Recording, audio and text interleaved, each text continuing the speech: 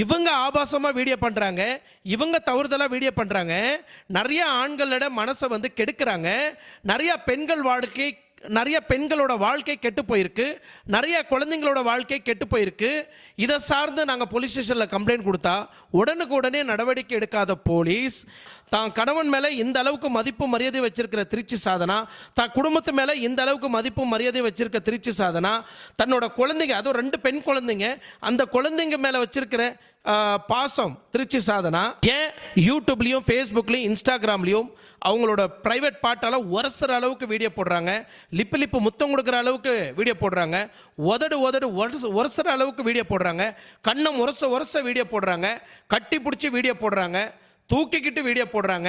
இந்த இடத்துல உங்கள் குழந்தை பாதிக்காதா? அவங்களோட வாழ்வாதாரம் பாதிக்காதா?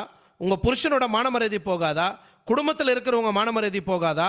இல்லை உங்கள் கிராமத்தில்